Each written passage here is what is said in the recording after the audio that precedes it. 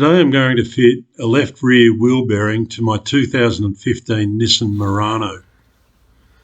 This is a genuine Nissan rear wheel bearing for a Murano. I've got a 2015 Nissan Murano. It's only done 50,000 kilometres, but it's got a noisy left-hand rear wheel bearing. I know it's left-hand rear wheel bearing because if you weave left and right on a flat road, you hear the squawk coming from it when you load up the left-hand side. Today's job is to change that. We'll see how we go. I haven't done it before. I'm going to start with getting the specialised lug nut spanner out of the glove box, getting the wheel off. I've raised the car and positioned this air over hydraulic jack under the rear suspension. I've put some rubber blocks underneath the base of the coil support on that rear arm. I'm going to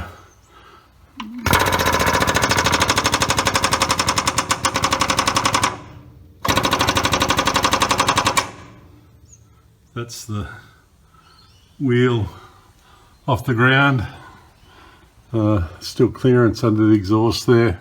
I'm going to come out and lower the lift down to a comfortable height to take that wheel off. That's the hoist lowered down with the left-hand rear raised on that jack. So I'll now remove the lug nuts on that wheel using a rattle gun. I've got a Makita battery rattle gun, and I've got the custom spanner to get the dodgy wheel nut off, and then I can run the others all off and remove the wheel.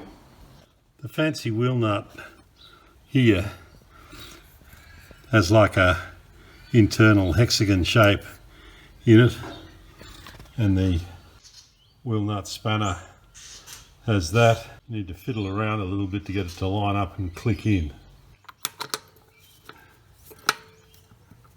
Once it's in, it feels nice and secure.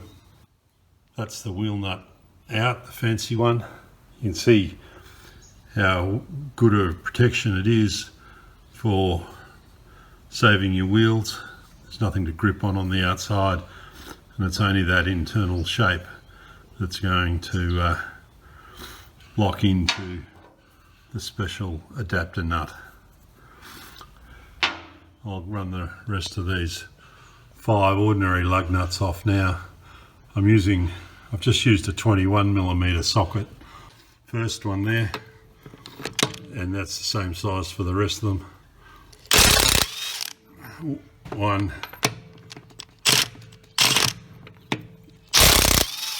2, 3. So that's the wheel removed. To remove the brake caliper, the caliper here is bolted to the hub there. That's a 19mm bolt through there, one top and bottom. That should remove the whole caliper out this way when those are removed. So I've got a ratchet spanner like that to go on there and to get that to start to move. Let's see how we go. So getting those 2 bolts out, they were very tight and difficult to get to. I tried a number of things. Even the tension wrench was a bit longer. I set it to full strength and it broke the top one loose, but I couldn't get it in to do the bottom one. Those breaker bars and ratchets were too short and I couldn't put an extension on them. I got an extension bar over there. I ended up just using a ring spanner. I had a 3/4 ring spanner. I didn't have a large 3/4 or 19mm metric, so I used that spanner, which is relatively long, and gave it a thump on the end just with my palm, and it broke the bottom one loose. But the bottom one was difficult to get out because this tie rod here is very close to the end of it. Here, that's where the bolt goes. There wasn't a lot of space in here to get a socket in, so the ring spanner hanging down the bottom, I was able to get it. So that's been challenging initially. Now I've got that caliper suspended there to take a bit of load off the actual flexible cable, a bit of wire through it, hooked up to the top. It will take the load off it while I continue on. I think the next thing to do is to remove, the rotor looks like it just comes off. I thought that might have been a fixing screw or something for it, but doesn't appear to be. So that looks like the rotor is free to come away. There's a split pin through behind the nut here, and I've got a big impact socket that should be able to get that nut off. But so I'll take the rotor off first. The rotor did just come off easily. This cotter pin through here is the next thing. I'll organise some screwdrivers to bend that up and knock it out. That's the cotter pin. It came out easily. It only had one leg on it. I suspect that's how it was originally fitted. Next job is to remove this nut. I'm guessing it's going to be a 30 or a 32. Yeah, 32mm nut on there. So I'll give that a rattle off.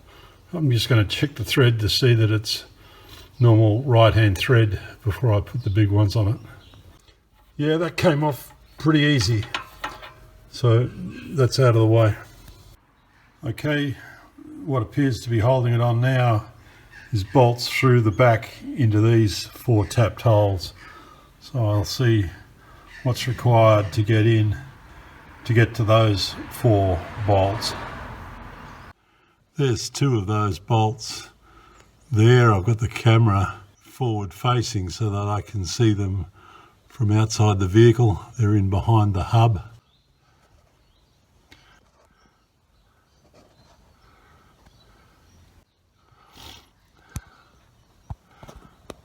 I've got those 4 bolts loosened a little bit. They're actually a 17mm socket was required, although it's the same thread as those bolts which have a 19mm head. These ones must have a flanged head with a 17mm hexagon on them. I used that ratcheting breaker bar with the 17mm socket and gave it a thump with my palm, and it broke all 4 of them loose. So now I'm going to probably be able to get those out just using the socket and my fingers. Everything else, once it's broken, seems to be coming out only finger tight. So they're the 4 bolts. As I said, they're flanged 17mm heads. They came out relatively easily. I couldn't see them from standing outside the car. I was able to feel them and get a spanner on them and thump them to get them to loosen, and then they came out finger tight. So the next job is just to remove this hub. I've got a little bit of movement in it. There it is. It's just wanting to fall out now. It came straight off the spline and it's in my hand. It's pretty much what I've got here. So I think I'm ready to start putting things back together. I'll give that a bit of a spin to see whether I can feel the problem with it. I've tried to set this up so that you can see or hear at least some of the difference between this old bearing and the new one. I've sat it in the wheel here so that I can do this with one hand.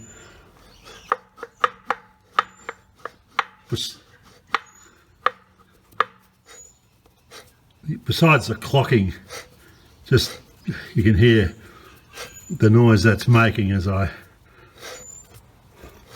just try to rotate it like that. Compare that to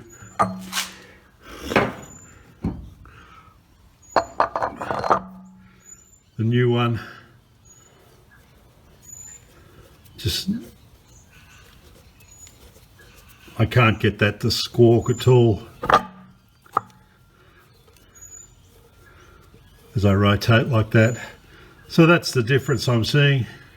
Hopefully that's the road noise I'm hearing when I'm driving the car.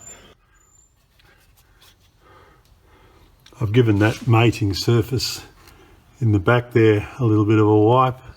So let's go ahead and fit that bearing in there. That's the centre nut back on. You can see this wheel dust cap. I've got it just to wipe with a rag around it, and there's only dust in there, no rust. It's all in very good condition. Time to put the brake drum on. So it just slipped over the new studs, no problem. Time to put the caliper on. So that's the caliper on and torqued up. All I'm left with is the wheel, I believe.